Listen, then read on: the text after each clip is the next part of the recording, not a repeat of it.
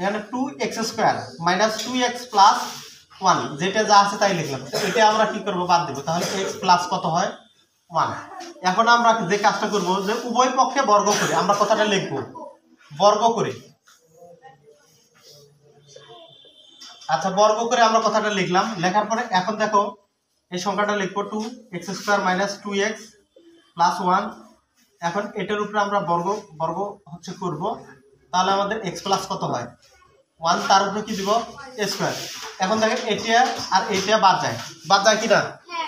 আচ্ছা, যদি বাদ যায় তাহলে আমরা বাদ দিয়ে দিব এবং পরের অংশটা আমরা সূত্র মতো ফেলাই দিব। দেখো এখানে বা লিখলাম 2x² মাইনাস 2x প্লাস 1। এটার সূত্র কি হয়, x² প্লাস হচ্ছে 2x প্লাস 1, এটা হয় কিনা? এখন এই সংখ্যাটা আমরা এই পাশে নিয়ে আসবো।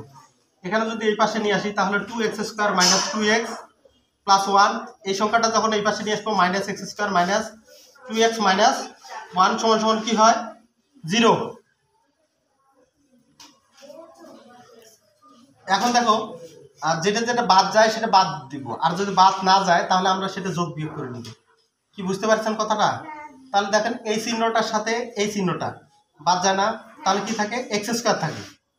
আচ্ছা, এইটা আর এটা কি হয়, যোগ হয়। তাহলে আমাদের কি হয় মাইনাস 4x।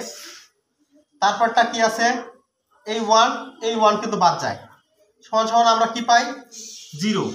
এখন দেখো বা দিব, দেওয়ার পরে এটার মধ্যে কমন যায় হচ্ছে x, তাহলে x মাইনাস 4 সমান সমান হচ্ছে কি হয় 0। এখন আমরা লিখবো হয়, এখন লিখবো আমরা কি হয়। যদি হয় লিখি তাহলে x সমান সমান আমরা কি পাইলাম 0। এটা তো চিরজীবন এটা গ্রহণযোগ্য নয়। এখন অথবা দিব, অথবা দেওয়ার পরে লিখবো x মাইনাস 4 সমান সমান 0।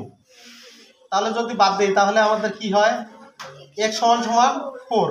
এটা কিন্তু আমাদের গ্রহণযোগ্য মান, আর এটা গ্রহণযোগ্য নয়, এটা গ্রহণযোগ্য নয়, গ্রহণযোগ্য নয়। কি বুঝছেন কি কথাটা?